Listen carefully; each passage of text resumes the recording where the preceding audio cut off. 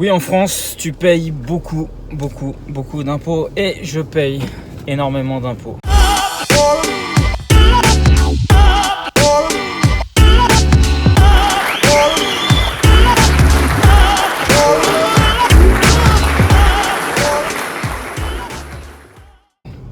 Mais je vais te dire dans cette vidéo que finalement, j'en suis fier de payer autant d'impôts en France. Et c'est un petit peu le sujet que je te développe dans ce livre Influence financière. Si tu n'as pas encore pris ce livre, je te mets le lien sous la vidéo où tu peux avoir accès à ce livre et rejoindre ce mouvement, cette contagion de bienfaiteurs que j'ai envie de créer. En fait, évidemment, il y a des choses qui sont obscures, opaques lorsque tu payes tes impôts en France. J'aimerais bien aussi, moi, savoir où part l'entièreté de mes impôts. Parce qu'il faut savoir que, étant entrepreneur, je paye à hauteur de quasiment 50% de ce que je gagne. C'est-à-dire, en France, quand tu gagnes 100, eh bien, on te prend 50. Alors oui, c'est beaucoup. Oui, c'est handicapant. Mais non, ça ne doit pas te pousser à l'exil. Non, ça ne doit pas te pousser à te dire « je suis tabassé, je ne m'enrichirai jamais, etc. etc. » Déjà, pour la simple et bonne raison, c'est qu'il faut comprendre quelque chose. Moi, je n'avais pas interprété ça de la bonne façon lorsque je me suis lancé dans l'entrepreneuriat. Tu sais, moi, depuis l'âge de mes 20 ans, je suis entrepreneur. Et quand j'avais mes magasins, mes points de vente, j'avais déjà cette notion, cette envie de développer mes points de vente. Pourquoi ? Parce que je me disais, un seul point de vente, ça va me faire vivre. 2, 3, 4, 10, 20, je vais commencer à automatiser un système et je vais commencer à générer ce qu'on appelle, là pour le coup, un vrai cash flow. Quand tu es entrepreneur et que tu travailles 2 fois, 3 fois, 5 fois plus qu'un salarié, que tu es tabassé en charge patronale, charge sociale, et que c'est très difficile, même si tu fais du très beau chiffre d'affaires, de limite finir les fins de mois, parce que ça arrive, il y a des chefs d'entreprise qui font des grands chiffres d'affaires et qui n'arrivent pas à dégager des bénéfices sur leur société. Eh bien, je peux comprendre que c'est difficile, que tu dises, il y en a marre, les impôts me tabassent, etc., etc. Et en fait, tu es quasiment dans la même situation qu'un salarié. Tu es exactement dans la même peau qu'un salarié. En te disant, moi je travaille pour tant et puis les impôts sur le revenu, etc. me prennent tant. Ok. En fait, je pense qu'il faut changer les choses. Changer ta façon de voir et je vais te donner en fait comment je visualise aujourd'hui les choses différemment. Aujourd'hui, je sais qu'on me prend 50. Sur les 100 par exemple que je vais gagner. C'est simple, pour que je gagne 100, j'ai qu'à faire 200 de chiffres. Et en fait maintenant sur tous les business que je développe, évidemment quand j'ai l'URSSAF qui tombe, quand j'ai l'IS qui tombe, quand j'ai tous ces impôts qui tombent, j'ai une petite sensation de frémissement, tu peux pas l'enlever, c'est normal. Mais au fond de moi je suis content.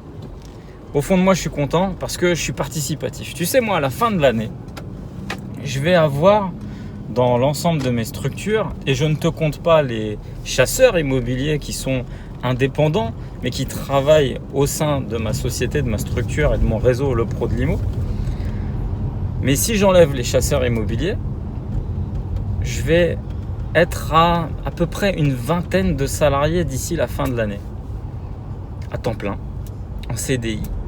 Ça veut dire que mes activités, mes entreprises donnent du boulot aux gens, font travailler l'économie, font vivre des foyers. Moi, mes impôts, je sais, comme je te l'ai dit, des fois c'est opaque, c'est obscur, t'aimerais bien savoir où tout part. Mais je suis content de me dire que dans mon pays, il y a des routes, il y a un service social, une sécurité sociale. Et je suis content de contribuer à ça en fait. Et c'est ce que je t'explique dans mon livre. C'est assez complexe, mais tu comprendras un petit peu ce que je t'explique dans le livre, c'est que je suis un capitaliste d'extrême gauche.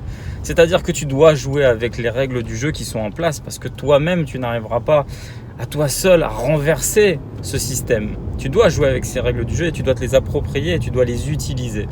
Néanmoins, tu ne dois pas oublier ta contribution sociale. On est plus heureux lorsqu'on donne que lorsqu'on reçoit. Et moi, c'est une vraie fierté de faire travailler l'économie.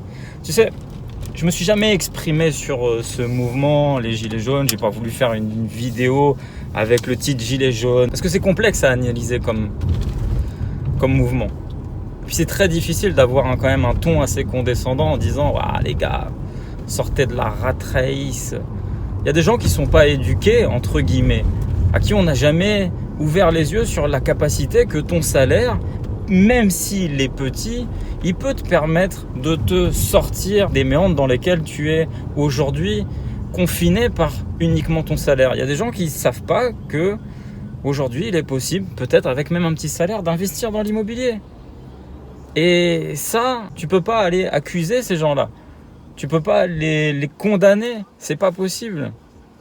Il y a des gens, en plus de ça, qui sont dans ces manifestations, qui sont en pleine souffrance, à qui on n'a pas donné une éducation financière, qui ne savent pas ce que c'est de gérer un budget, qui ne savent pas ce que c'est qu'il y a d'autres opportunités que le salariat. Tu ne peux pas les condamner, ces gens-là. Parce que, évidemment, aujourd'hui, lorsque tu gagnes moins d'un SMIC, tu vis en dessous du seuil de pauvreté. Je l'ai connu énormément de fois. J'ai même été au RSA. Alors, au RSA, tu ne vis plus, tu survis. Tu survis. Tu es à la limite. Comment veux-tu condamner ces gens-là ? Comment veux-tu condamner ces gens-là ? Moi, je pense qu'il y a des gens qui sont en pleine souffrance. Il y a des gens ça sera compliqué pour eux de changer la normalité des choses. Et puis après, il y a des gens qui juste ne savent pas qu'il y a d'autres possibilités. Et moi, mes vidéos, elles vont dans ce sens-là. C'est dire à ces gens-là, les gars, c'est possible. C'est possible. N'attendez pas que les choses changent autour de vous. Changez-les. Faites les choses. Utilisez les règles de ce système. Et puis, si vous êtes des gens de valeur, un jour ou l'autre, vous retournerez ce système.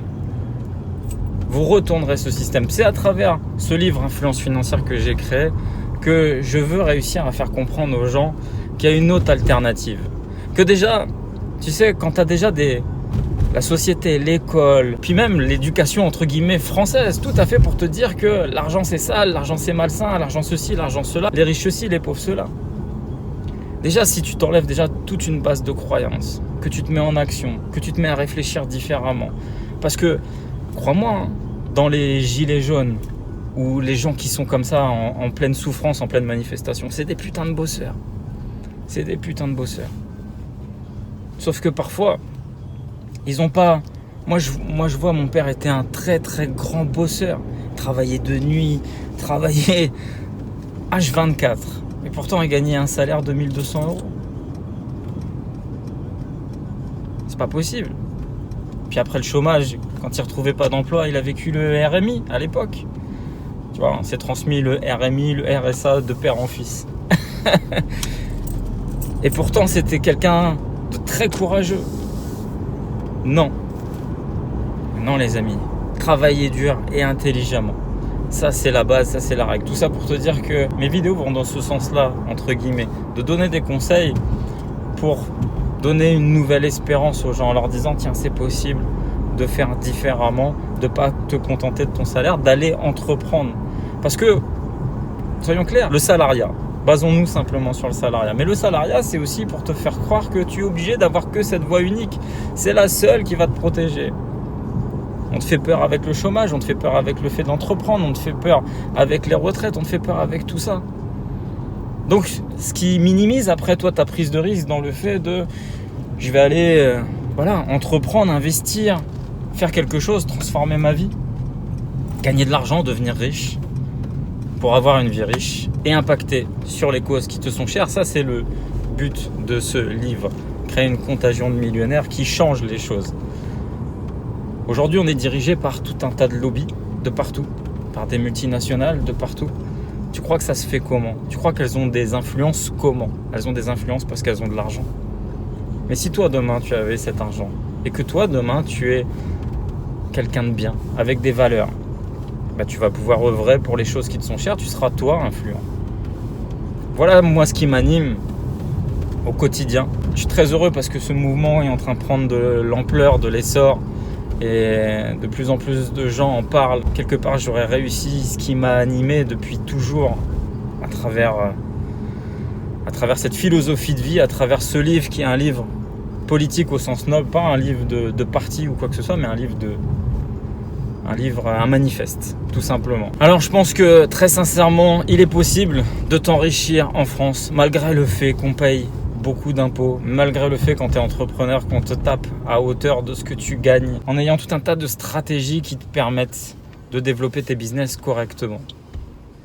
Et puis, sache aussi une chose, en France, bien évidemment, il y a beaucoup d'impôts, mais bien évidemment, il y a aussi beaucoup d'optimisations qui sont tout à fait légales. Lorsque tu te lances dans l'investissement immobilier, même aujourd'hui, lorsque tu montes des sociétés, il y a des avantages aussi fiscaux qui te sont donnés et qui te permettent de monter une structure correctement. Donc évidemment, il y a plein de choses à revoir dans ce pays. Mais en tout cas, moi, tu ne me trouveras jamais à vouloir m'expatrier pour ne plus être dans la contribution. Je suis très fier de partager et de produire de la valeur ici. C'est très très important. Et c'est à travers ça que vraiment je veux te conduire à l'influence financière. La liberté et l'indépendance financière, c'est très très bien, mais c'est qu'un début. C'est que ton début, c'est que ton premier step. Deuxième step, et le step ultime, c'est d'accéder à l'influence financière. C'était une vidéo un peu brute, où je suis parti peut-être un petit peu dans tous les sens. En tout cas, je t'invite à prendre ce livre. C'est peut-être un peu plus structuré que la vidéo que je viens de te faire, là, dans l'instant. J'avais envie de réagir parce que cette année, je vais payer beaucoup d'impôts. Et je suis en train de voir par rapport au prévisionnel sur mes sociétés de tout ce que je suis en train de payer. Et forcément, comme je te dis, ça fait entre guillemets jamais plaisir. Mais dis-toi que tu contribues également au quotidien à de la solidarité avec les gens qui peut-être n'ont pas la capacité, n'ont pas les moyens de contribuer à hauteur de ce que tu fais. Et c'est ça qui me rend, entre guillemets, vivant aussi, de me dire que je ne suis pas égoïstement quelqu'un qui réussit. Ma réussite, elle se partage par les impôts que je paye dans mon pays. Si tu as aimé cette vidéo, tu la likes, tu la commentes, tu la partages, abonne-toi à ma chaîne et puis rejoins le mouvement Influence Financière, tu as le lien sous la vidéo. Je te dis à bientôt, c'était Hassan. Ciao.